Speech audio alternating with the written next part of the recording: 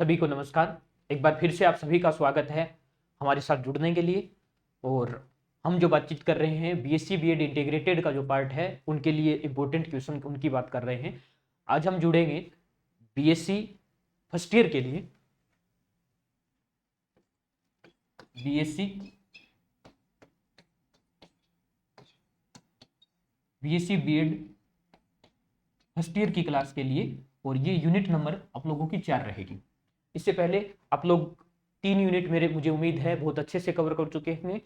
देखो, मैं आप लोगों को पहले भी बता चुका हूं कि ये हम इंपॉर्टेंट क्वेश्चन डाल रहे हैं, पूरी बुक से नहीं। जितने क्वेश्चन बार बार पूछे जाते हैं उनका कलेक्शन करके बहुत अच्छे से हमने पीछे साल के पेपर देख करके हमारे पढ़ाने का जो अनुभव है, किस प्रकार के क्वेश्चन बन सकते हैं, उन तमाम चीज़ों के लिए। और आप लोगों तक सभी सब्जेक्ट के क्वेश्चन पहुंच रहे होंगे, आप लोग उनको एंजॉय कर रहे होंगे, बहुत अच्छे से उन चीज़ों को तैयार कर रहे होंगे। इसके साथ बीच में जहां मैं ज़्यादा इंपॉर्टेंट बताता हूँ वो क्वेश्चन हर बार रिपीट होता है, उसको किसी भी हाल में नहीं छोड़ना है, उसको बहुत अच्छे से तैयार करना है। और उम्मीद है मुझे आप लोगों ने 3 यूनिट बहुत अच्छे से कवर कर ली होगी। आज हम नेक्स्ट यूनिट नंबर यूनिट 4 के साथ जुड़ रहे होंगे। और पेपर से एक बार बार लोगों के कमेंट आते हैं, मैसेज आते हैं कि सर हमारी यूनिट डालो, कब तक आएगी, ये है वो। मैं आप लोगों को बार बार निश्चित कर रहा हूँ, इतनी आप विश्वास रखिए और उम्मीद रखिए हमसे कि आपके एग्जाम से 2 दिन पहले तक आप लोगों को सभी यूनिट मिल जाएंगी। तब तक आप लोग जो तैयार कर रहे हैं अपने आपके पास जो मैटर है उसमें बहुत अच्छे से तैयारी कीजिए, या जितने वीडियोज आप लोगों के लिए अवेलेबल हैं उनको बहुत अच्छे से तैयार कर लीजिए। वीडियो डालने से पहले एक बार आप चैप्टर देख लीजिए ना, कि इस ये चीज़ें हैं, इसमें इस प्रकार के क्वेश्चन हैं, इतने पॉइंट हैं, वो सारी चीज़ें। तो आप लोग उसको पहले से थोड़ा देख के रखिए, तो बहुत अच्छे से आप लोगों को इस चीज़ का फायदा मिलेगा। ये और मेहनत आप लोगों को करनी पड़ेगी। हम आपको क्वेश्चन पहुंचा रहे हैं, हालांकि फर्स्ट ईयर और सेकेंड ईयर है, उसके लिए मैं थोड़ा थोड़ा एक्सप्लेन भी कर रहा हूँ साथ में। ए यूनिट या बी यूनिट का जितना क्वेश्चन जल्दी में मैं बता सकता हूँ उतना सा। बाकी थर्ड ईयर और फोर्थ ईयर के लिए हम बहुत कम संख्या में क्वेश्चन का आंसर दे रहे हैं, क्योंकि बच्चे अपने आप अब वो सीख चुके हैं कि कैसे कुछ क्या करना होता है। तो आप भी उन चीज़ों के साथ जुड़ते रहिए और इस चीज़ का फायदा उठाइए। आप लोगों के लिए सबसे अच्छी बात यह है कि आप लोगों को हम इंपोर्टेंट क्वेश्चन है, किस प्रकार का क्वेश्चन बन रहा होता है, कौन सा क्वेश्चन ए सेक्शन में पूछा जाता है। बहुत सारी बार दिक्कत क्या होती है, ए क्वेश्चन ए पार्ट में जो क्वेश्चन पूछा जाता है ना, उसका पूरा डेरिवेशन आप लगातार तैयार कर रहे होते हैं। तो 1 नंबर का क्वेश्चन पूछा जाता है, पूरा डेरिवेशन आप तैयार कर रहे होते हैं। वो हम आप लोगों के लिए एक टाइम बचाने वाली चीजें दे रहे हूँ, और ये आप लोगों के लिए बहुत बढ़िया है कि आप लोगों को मैटर एक जगह मिल जाता है, तैयार करने में आप लोगों को आसानी हो जाती है। चलिए आज हम जुड़ते हैं। और 1-2 बच्चों के लगातार मैसेज आ रहे हैं कि सर हमारा पेपर कैसे आएगा, कैसे आएगा। क्योंकि फर्स्ट ईयर क्लास है, मैं आप लोगों को 2 मिनट में जल्दी से बता देता हूं कि कैसे कैसे आना है। यूनिट वाइज शायद मैंने पहले भी बता दिया था। पेपर आपका कैसे आएगा, पूरे पेपर की मैं आज बातचीत कर रहा हूं। चलिए देखिए, देखो आपका जो पेपर आएगा, मैं फर्स्ट ईयर की बात कर रहा हूं, हालांकि फिजिक्स में यही रहेगा प्रत्येक क्लास के लिए। आपके 3 सेक्शन आएंगे, सेक्शन ए, सेक्शन बी और सेक्शन सी। और आप लोगों को ये पता होता है कि आपके एक पेपर में 5 यूनिट होती है। ठीक है, 5 यूनिट होती है। एक यूनिट में 2 चैप्टर भी हो सकते हैं, 2 से अधिक भी हो सकते हैं। मिनिमम लगभग लगभग 2 चैप्टर मिलते हैं। कोई कोई यूनिट मिलेगी आप लोगों को जिसमें केवल एक ही चैप्टर होता है। तो ये जो यूनिट होती है, 5 यूनिट आप लोगों की होती है, और 5 यूनिट में अलग अलग 3 सेक्शन में पूछे जाते हैं। ए यूनिट में आप लोगों से 10 क्वेश्चन पूछे जाएंगे, और 10 क्वेश्चन पूछे जाएंगे। प्रत्येक क्वेश्चन आप लोगों का 1 नंबर का रहेगा, मतलब 10 क्वेश्चन 10 नंबर के आप लोगों के रहेंगे, और 10 के 10 आप लोगों को करने होते हैं। बी सेक्शन जो होता है उसमें उसमें आप लोगों को 10 क्वेश्चन मिलेंगे अल्टरनेट में। अल्टरनेट का मतलब 2 नंबर, जैसे आपका 2 नंबर क्वेश्चन आएगा, उस 2 नंबर क्वेश्चन में आपको 2 क्वेश्चन मिलेंगे। 2 क्वेश्चन में से आपको करना एक होता है। तो क्वेश्चन आपको बी सेक्शन में 10 मिलेंगे, करना एक होता है। और ये ध्यान रखना होता है कि ऐसा नहीं कि आप कोई भी 5 कर दोगे जो 10 आएगा। जैसे बी 2 नंबर जो क्वेश्चन आपका आया है, उसमें पहला और दूसरा जो 2 क्वेश्चन दिए होते हैं उन्हीं में से अल्टरनेट एक आपको करना होता है। ऐसा नहीं आपके पहले के दोनों कर दिए, नीचे वाले छोड़ दिए, ऐसा नहीं करना होता है। एक क्वेश्चन में अथवा में जो अल्टरनेट दिया होता है उन दोनों में से एक क्वेश्चन आपको करने होते हैं। और ये जो है आपका 3 नंबर का आता है। ठीक है, 3 नंबर का क्वेश्चन यहां से पूछा जाता है। और सी सेक्शन जो होता है, इस सी सेक्शन में आप लोगों के 5 क्वेश्चन आते हैं। इन 5 क्वेश्चन में से आप लोगों को कोई भी 3 क्वेश्चन करने होते हैं। यहां कोई प्रतिबंध नहीं होता कि आप लोगों को पहली यूनिट से करना भी पड़ेगा। प्रत्येक यूनिट से आप लोगों को एक एक क्वेश्चन मिलेंगे।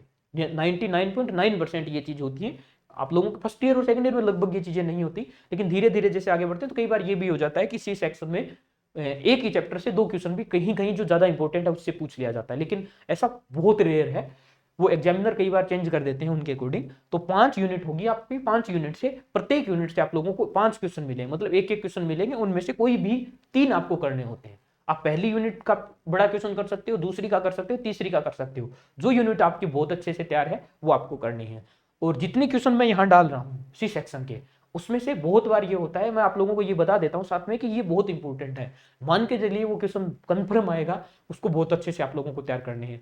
5 क्वेश्चन हम डालेंगे, एक आध क्वेश्चन कोई आपको भी तैयार होगा, तो ऐसा करके आपको इस सी सेक्शन के क्वेश्चन अगर आसानी से मिल जाते हैं हमारी हेल्प या आप लोगों से, तो बहुत बढ़िया काम हो जाता है भाई। परिभाषा है, परिभाषा नई भी पूछी जा सकती है काफी बार।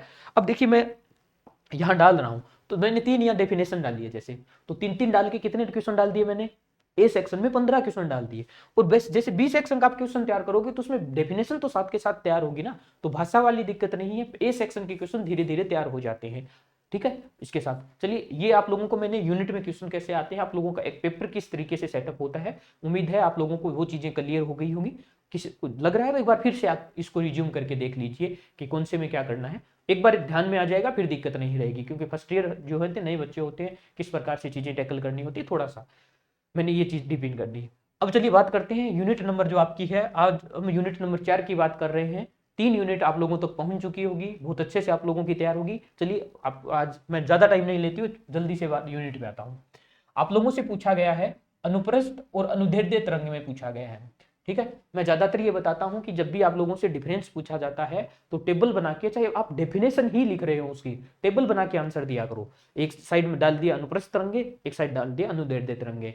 भाई एक में लंबवत होती हैं, एक में पैरेलल होती हैं, एक कैसे गति कर रहे होते हैं, सुरंग और गर्त के रूप में गति कर रहे होते हैं, इस प्रकार की चीजें इसमें से आप लोग लिख रहे होते हो, तो डेफिनेशन के अकॉर्डिंग आप लोगों को टेबल के साथ लिखनी होती है, तो अच्छा लगता है उन चीजों में। चलिए आप लोगों को यहाँ से अनुप्रस्थ और अनुदैर्ध्य जो तरंगे होती हैं उसमें डिफरेंस बताना है। ठीक है, आप लोग, मुझे उम्मीद है ये बहुत अच्छे से आता होगा आप लोगों को। अब भाई अनुप्रस्थ जो होती है वो तरंग संचरण की दिशा और कण की जो दिशा होती है परपेंडिकुलर होती है, और इसमें क्या होती है, पैरेलल होती है, ये आंसर इसका होता है। नेक्स्ट क्वेश्चन आपका विशेषता गुणांक क्या है। ठीक है, विशेषता गुणांक की डेफिनेशन आप लोगों को बतानी है, और बहुत बार ये क्वेश्चन पूछा जाता है, अच्छे से इस चीज को याद कर लेना है आप लोगों को। भाई जो एनर्जी होती है उसको अवशोषित करने की जो क्षमता होती है उस प्रकार के लिए गुणांक के लिए रूप में यूज किया जाता है। नेक्स्ट क्वेश्चन है सामान्य विद्या क्या है, सामान्य विद्या क्या है, इस तो ये तरंग वाला पार्ट है, तरंग वाले पार्ट में से ये 2-3 आप लोगों से डेफिनेशन पूछी गई है। तो ठीक है, आप लोग इनको अच्छे से तैयार कर लीजिए। और अब बात करते हैं सेक्शन बी की, या पार्ट बी के बारे में। पार्ट बी में पहला क्वेश्चन है अनुप्रस्थ तरंग के लिए आप लोगों को क्या बताना है, वेग सूत्र को ज्ञात करना है आप लोगों को। भाई अनुप्रस्थ तरंग क्या रहेगी, कण की दिशा और तरंग संचरण की दिशा जो होती है वो एक दूसरे के परपेंडिकुलर होगी, वो क्या कहलाएगी, अनुप्रस्थ तरंग कहलाएगी। अनुप्रस्थ तरंग के अंदर कैसे गति कर रहा होता है कोई पार्टिकल, उसके लिए वेग फॉर्मूला पूछा है उसका, तो वेग का सूत्र आप लोगों को क्या करना है, यहां से प्रूव करना है। चलिए नेक्स्ट क्वेश्चन इसमें कला वेग और समूह वेग दोनों क्या है, कला वेग और समूह वेग क्या है, और इन दोनों में रिलेशन क्या होता है, ये चीज भी आप लोगों को ज्ञात करना है, तैयार करना है। ठीक है, कला वेग और समूह वेग, पैकेट के रूप में जो गति कर रहा होता है उसके लिए समूह वेग वर्ड यूज किया जाता है, नॉर्मल जो आता है उसके लिए कला वेग वर्ड यूज किया जाता है। तो इन दोनों में क्या रिलेशन आता है कला वेग और समूह वेग में, वो आप लोगों से बार बार पूछा जाता है कि इसको प्रूव करना है। तो ये क्वेश्चन आपको बहुत अच्छे से तैयार करना है, और जहां मैं इंपॉर्टेंट लगा रहा हूं, ये जो क्वेश्चन हम डाल रहे हैं वे इंपॉर्टेंट क्वेश्चन ही डाल रहे हैं, लेकिन इसके अंदर भी अगर मैं किसी क्वेश्चन के लिए ये बोलता हूं कि ये इंपॉर्टेंट क्वेश्चन है, आपको अच्छे से तैयार करना है, तो उसको कंफर्म तैयार करना है, ये याद रखिएगा। नेक्स्ट है सर्वे, अपसर्वे और परासर्वे, ये तरंगे होती हैं, इन तरंगों के बारे में आपसे पूछा गया है, क्योंकि आप लोगों को पता होगा कि जो तरंग होती है उसकी रेंज हमें जो सुनाई देती है वो 20 हर्ट्ज से 20 किलो हर्ट्ज के बीच में होती है, 20 हर्ट्ज से 20 किलो हर्ट्ज के रूप में होती है। देखो इससे नीचे जो रहेगी, इससे ऊपर जो रहेगी, ये जो होती है वो सर्वे में आती है। ठीक है, परासर्वे ज्यादा हो जाएगी और अपसर्वे इससे कम हो जाएगी। इन तीनों के बारे में आपको ये डिफरेंस के रूप में आप लोगों को लिखना है। लेमडा के पदों में भी इसको चेंज कर लेना है कि कितने तरंग दैर्ध्य के लिए इसको यूज किया जाता है, तो वो जो डिफरेंस रहेंगे आप लोगों को तीनों के बारे में यहाँ से कैलकुलेट करना है। नेक्स्ट क्वेश्चन है आप लोगों का सी सेक्शन में, इसमें और मैंने आप लोगों को पहले भी बताया था कि ये जो पार्ट है आप लोगों का, या ये जो है, इसमें आप लोगों को दोलित्र, दोलन, ये वर्ड बार बार यूज किए हुए मिलेंगे, क्योंकि आपका 3 नंबर और 3, 4 और 5 जो दोनों यूनिट, तीनों यूनिट है, उसमें बार बार दोलन वर्ड यूज किया जाता है। पीछे वाली यूनिट जो मैंने आप लोगों को डाली है उसमें भी 2 लित्र बार बार आया है, तो ये दोलन ही दोलन मिलेगा आप लोगों को, ये 2 लित्र है, ये दोलन नहीं। ठीक है, तो पूछा है यहाँ प्रणोदित या चालित दोलन में आप लोगों से डिफरेंस पूछा है। तो एक पहले जो मैंने बताया था जो होता है मंदित, अवमंदित जो है, और यहाँ है प्रणोदित दोलन।